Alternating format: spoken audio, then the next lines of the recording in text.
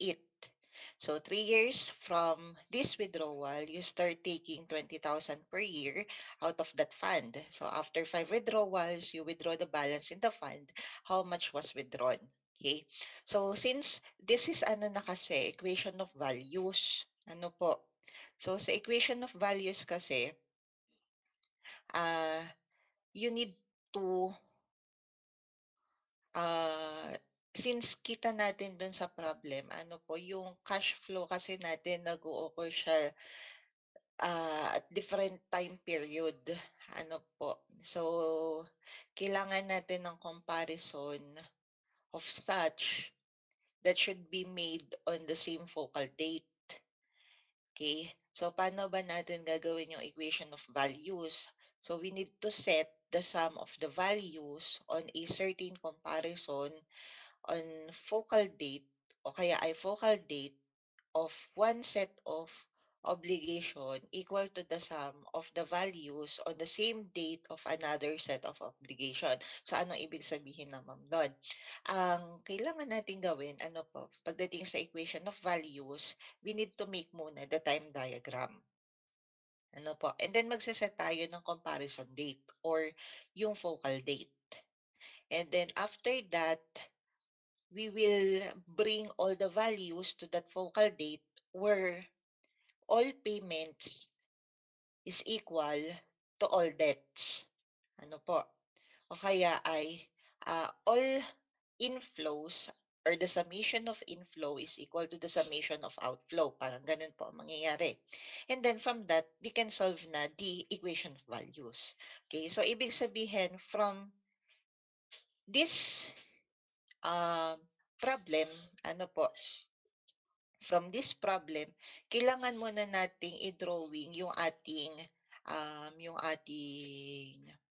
time diagram, yung ating cash flow. Okay?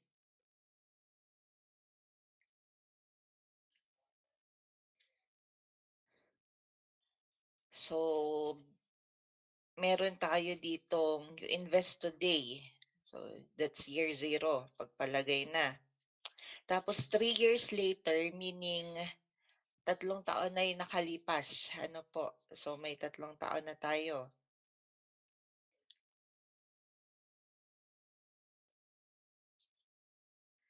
And then 2 years later, so from that 3 years, 2 taon na ulit yung nakalipas. So may 5 years. Ano po? 5 years. Ayan. Okay. Sabihin natin, isin ko muna. This is year zero. So this is 1, 2, 3 years later and then 2 years later. So we have 1, 2, 3, 4, and 5. Now, 2 years later, and then 3 years from this withdrawal, so from year 5, 3 years from that withdrawal, so 5, 6, 7, 8. Ano po? 8.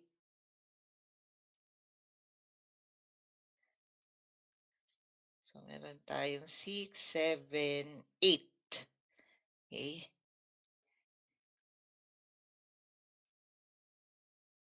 6, 7, 8.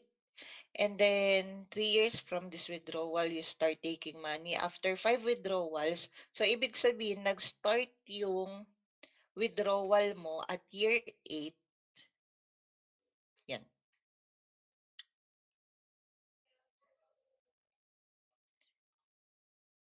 Bakit ayaw? Hmm? Ayan, nilakihan ko na. So, starting from year 8 na 5 withdrawals, ano po, beginning at year 8, nakalimang withdraw siya.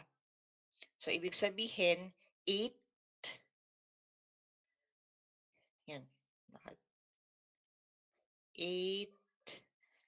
So, unang beses ang year 8, pangalawang beses ang year 9, pangatlo ang year 10, pang-apat ang year 11, pang-lima ang year 12.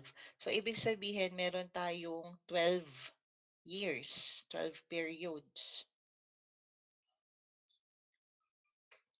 9 ba 'yan? 10, 11, 12, ayan, okey. Okay, so na ano na natin yung period, number of periods, number of years. Again, today is year 0, 3 years later is year 3, 2 years later of that 3 years, and yung 5 years na, ano po. And then 3 years from that withdrawal, so 5, 6, 7, 8 bilang lang tayo ng 3 taon. And then starting from that, nagkaroon na ng 5 withdrawal. So, year 8 as the first withdrawal, 8, 9, 10, 11, 12. So, may 12 years tayo. Ano po? And then, okay na to. On year 0, you invest 100,000. So, meaning, meron ka ditong 100,000. Okay? 3 years later, you borrow 50,000 from a bank at 20% annual interest and invest it in the fund. So, ginamit mo din siyang investment. So, meaning, meron ka ditong 50,000. And then 2 years later, you withdraw enough money from the fund to repay the bank loan and all the interest due on it. So, ibig sabihin, dito, nag-withdraw ka. So, ano yung mawi-withdraw mo dito? Okay. So, lagay na lang muna natin dito is F, sub 5. Okay. So, wala kasi tayong clear pa ano na kunin pa natin 'yan. Wala pa tayong clear amount. Magkano ba yung mawi-withdraw niya diyan, okay, sa year 5. And then, ah, 3 years from this withdrawal, 3 years from year 5 ano, kasi nga wini-draw niya yung enough money from that fund, ano po. So, year 8, you start taking 20,000 per year out of the fund. After 5 withdrawals, you withdraw the balance. So, ibig sabihin, starting from year 8, you are 20,000 pesos. So, ibig sabihin, dito, meron tayong 20,000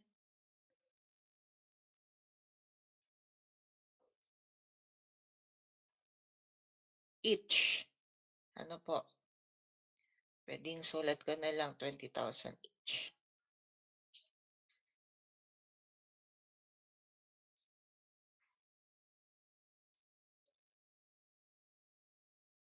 Ayan. So, starting from year 8 yun. Ano? So, how much was withdrawn? So, ibig sabihin, magkano yung na-withdraw niya at year 12? Okay. So, ibig sabihin, yung focal date natin, we will use 12 years or year 12 ano, as our focal date. Ayan. Okay. So, gagamitin natin year 12 as our focal date. Okay? So, ano nang meron dito? Now, we will analyze ano ba yung meron tayo dun sa ating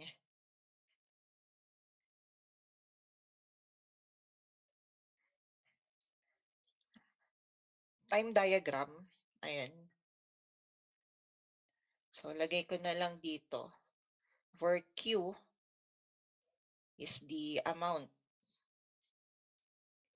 withdrawn after 12 years. Okay. So again, we will be using 12 years from today as the focal date. Use 12 years from today as the focal date. The equation of values is, ayan, okay. So, anong meron dito sa ating time diagram? Okay, so since, as you can see, um, starting from year 8 up to year 12, we are taking out, or he or she is taking out same amount of money, fixed amount of money, equal amount of money. Meaning, at this point, year 8 to 12, that is, ano kayang klase yan? That is, annuity. Ano po, kasi may series of equal payments tayo, series of equal amounts. Okay? So, that's annuity. So, ibig sabihin, itong part na to, this is annuity. Next, how about year 5? So, sa year 5, as is na siya na year 5 lang, ano po, nag-withdraw lang kasi siya that year with the enough money na nanggaling dun sa fund para mabayaran niya yung inutang niya at yung interest. So, ibig sabihin, dito sa year 5, this is all about compound. Yung isa annuity, ito compound. How about year 3?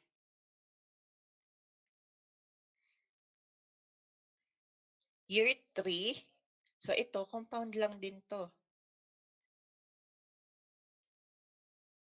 Ayan, compound lang din yan.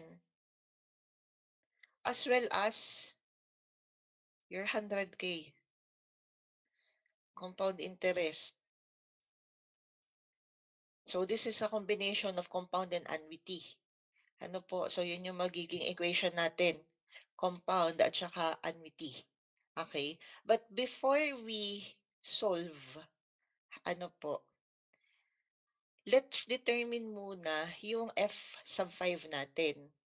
Because that will be, we will use that F sub 5 as the present worth for this compound hanggang year 12. Ano po? Okay? So, ibig sabihin, at dito na lang tayo. Pwedeng dito na lang sa gilid. At year 5, so F sub 5, that's compound lang naman. Ano, compound lang siya. Pero ano yung present niya? Kasi ang sabi naman dito, 2 years later, you withdraw enough money from the fund to repay the bank loan and all the interest due on it. Saan nanggaling yung makukuha niyang pera at year 5? Dito din kay 50K. Ano, aside from dun sa naging investment, meron kasing 50K pa siya, 'di ba? Kumbaga separate pa 'yon, yung 50K niya na inutang niya with 20% annual interest. So, ibig sabihin kay year 5, ang makukuha mo diyan aside from, yung kinita sa investment, meron ka pa dun sa hiniram mo na 50K. Ano po? So, that's 50K, 50.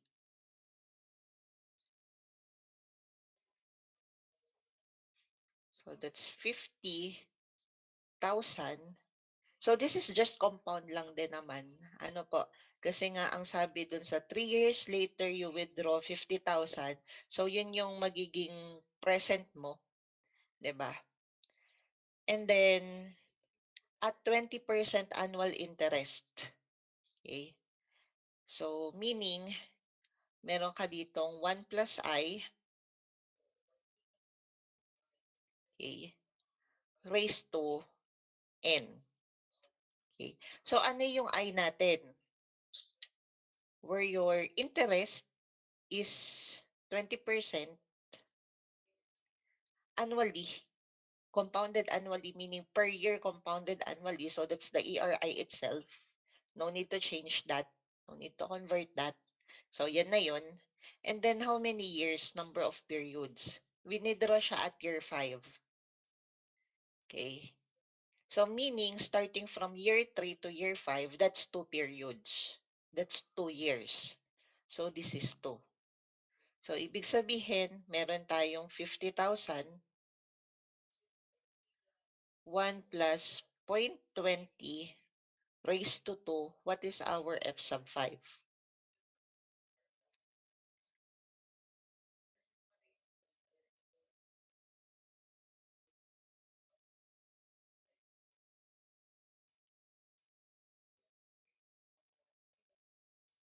So what is our f sub 5?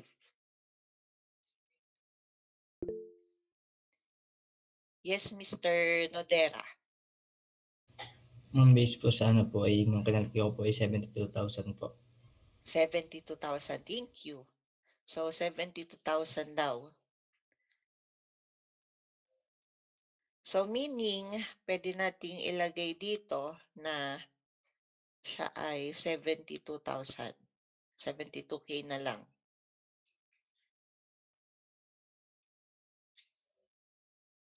Ayan. So pwede na nating gawin yung equation of value natin using 12 years from today, 12 years from year 0 as the focal date. Okay? So ang sabi ng ma'am kanina, kumbaga, sabi kasi all payments is equal to all debts, or summation of inflow is equal to the summation of outflow. Okay? So ibig sabihin, we have Q as the amount withdrawn after 12 years plus the annuity, 20,000 each, yung 20,000. So, meron tayong annuity. Ayan. We are determining the future worth given that we have annuity. So, kumbaga, that is finding F given A at what percent rate of interest. Ang sabi lang naman dito ay, ano man sabi? Ito, 25%. So, yan lang naman yung gagamitin natin na interest all throughout, maliban na lang dun sa inutang sa bangko na may 20% na ginamit natin to find F sub 5. Okay? So, ibig sabihin, this is 25% at 25% interest rate, and then how many number of periods?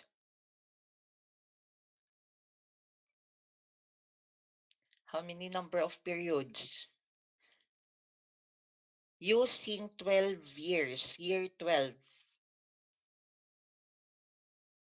from year 8. So that is 5. Ayan. So nilalagay lang natin yung equation. Ano? And then plus. So lahat muna ng inflow yung ginamit ng ma'am. Yung F sub 5 natin. So instead of F sub 5, gawin na natin siyang, sige, F sub 5. Kasi yung F sub 5 na yun, magiging present worth siya that time at year 5. Nasusundan nyo ga po? Nasusundan po yun? Okay, ayan. So yung F sub 5 na kinuha natin gamit yung inutang sa bangko, that will be your present na at year 5.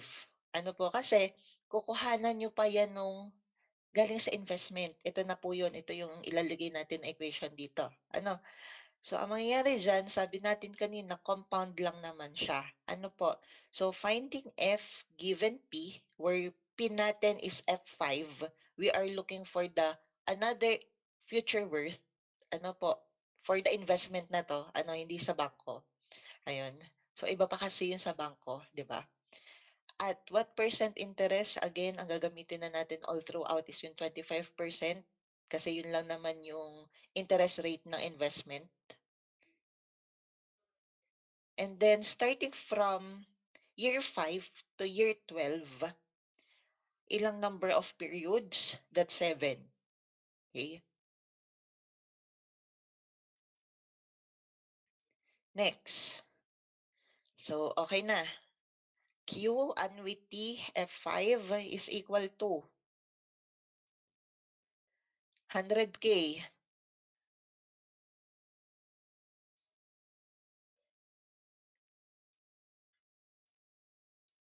So, yung 100K, that's your P. Sabihin natin P sub 0. Okay. So, you are looking for the future given that P sub 0. At what percent interest? 25. Using 12 years from today as the focal date. So, starting from year 0 to 12, 12 periods, 12 years. And then plus, meron tayong P sub 3, that's 50, di ba? We're, compound lang din naman, we're looking for the future worth, given that we have P sub 3 at 25% interest. Starting from year 3 to 12, that's 9 periods. Ayan. Okay, and then from that, so yung mga equations na yan, ano po yung mga f of a, kumbaga, that's uh, that can be read, pwede siyang basahin as finding f given annuity. Ano po? Ayan, finding f given annuity, finding future given present, 'di ba? Tapos finding future given present, okay? So yun lang naman yung basa sa kanya. Or kung ilalagay natin siya as its formula mismo, so ilagay natin siya as formula and then substitute na natin yung mga values, meron tayong 20,000. Paano nga yung tawag dito, paano nga yung paghanap ng future given annuity? So that is annuity, quantity of 1 plus the interest raised to n, 5, minus 1 over the interest. So, ito lang din naman yun. Yung naka-bracket natin sa taas is just equivalent to itong nasa baba natin. Yung 1 plus I raised to n minus 1 over I. Okay? And then plus, we have 72,000 as our present. It's compound interest. So, that's 1 plus I raised to n. So, wala na tayong ginalaw. Ano po, kasi kung babalikan naman natin, this is 25% interest compounded annually. So, per year, compounded annually. Okay po. So, hindi na natin siya ginalaw. So, raised to 7 equal to, what's P sub 0? 100K. Okay. And then compound, ano po, so yung F over P, that's compound interest. So, 1 plus I lang din yan. Raised to 12, kasi 12 periods, 12 years, plus, this is 50, and then 1 plus I, raised to 9. Ayan. So, makikikuha nga po nitong sa ating annuity, Q, plus, so 20,000, 1 plus 0.25, raised to 5, minus 1 over 0.25. So, kindly check nga po, 164, 140.625. Ayan. Kasi nandito po ako sa ano ba 'to, parang whiteboard, ano. So, wala ako sa Gmeet kaya hindi ko makikita ang inyong ano. So, makiki-unmute na lang ako ano 'pag mali ang aking values na isinulat. And then plus, kunin natin yung kay F sub 5, 72,000. Again, that's compound lang naman, 1.25 raised to 7. So, that is 343, 322.7539 equal to, kunin natin yung kay P sub 0. We have 100,000, 1 plus 0.25 raised to 12, 12 years. So, meron tayong 1455191.523 plus kay year 3, you have 50,000, 1 plus 0.25 raised to 9. So, we have 372,529 point 0298. Okay? Then, pwede namang lipat ko na sa kabila, ano, para matira na lang dito yung Q. So, meron tayong 1,455,191 point 523 plus 372,529.0298. May point doon. Minus, ano po, minus natin tong nasa kabila kasi nilipat natin.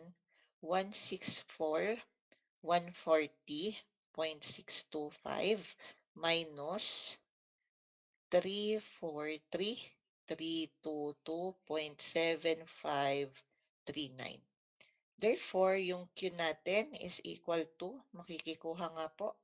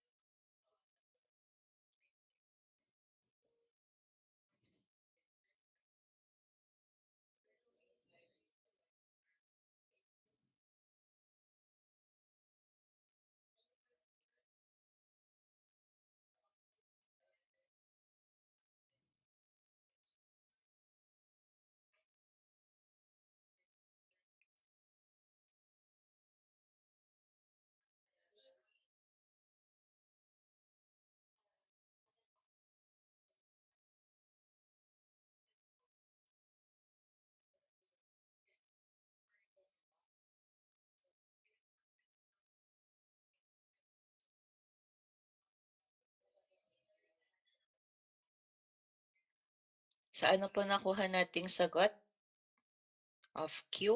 What's the value of Q? So, magkano pa yung mawi-withdraw? Or magkano yung na-withdraw?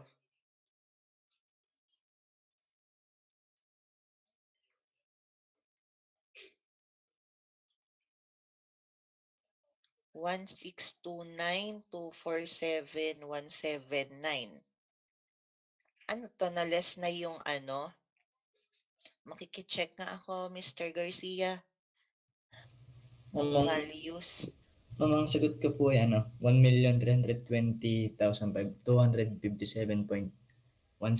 po. 174. Ayun, ayan, ayan. So, kindly check, Mr. Garcia, baka may namali lang dun sa ano mo. So, 1,320,000 257.174 or 17, ano po, 17 cents. So this is our answer. Ayan. So any questions po pagdating dun sa ating that's equation of values. Ano po, so una ang gawin niyo muna, analyze niyo yung problem and then i-draw niyo yung time diagram, yung cash flow. Ano po, and then analyze ulit whether ano ba 'yan, annuity, compound, simple, kasi puwedeng lagyan din ng simple interest. Ano po, depende sa given, kasi sa given naman nakalagay compounded. So, meaning compound interest siya. Ano po, 'pag sinabing simple interest, eh, 'di baka yung isang period na yon simple interest yung gagamitin natin. Ano, and then from that, you will set a focal date, ano po, comparison date, ano. So, from there, ah, puwede ka na makagawa ng equation of values, ano po. So, diyan kasi we let Q as the amount of money withdrawn after 12 years. Puwede namang, X, ano po, you can use X, variable X, ano po, puwede namang X as the amount of money withdrawn after 12 years. Okay, so nakadepende naman sa inyo. You can let that as Y, Z, ano po. So nakadepende naman 'yan sa inyo. Okay? So any questions po? May mga tanong ba? Nasundan ba 'yon? Malinaw naman po 'yon? Malinaw po 'yon? Parang walang ano, ayan. Mga tulog pa ata ang O5. Ayan. So, ayan, since isang oras lang naman tayo, ano, eh, 7:45 na din kasi. Ah, may maaano pa ba tayo? Kasi 14 minutes na nga lang, eh. Magbibigay na lang po ako ano ng additional supplementary pa, supplementary problems, ano po, for you to apply yung na-discuss natin yesterday and today, all about annuity and equation of values. Ano po, okay lang ba yun? Okay lang po yun? Okay. So sige po. So supplementary the supplementary problem, ano po, ibigay ko na lang sa ating GC. Okay po? Malinaw po? Ayan. Okay. So ayan. Wala kayong tanong dun sa ano, sa problem? Wala naman pong tanong?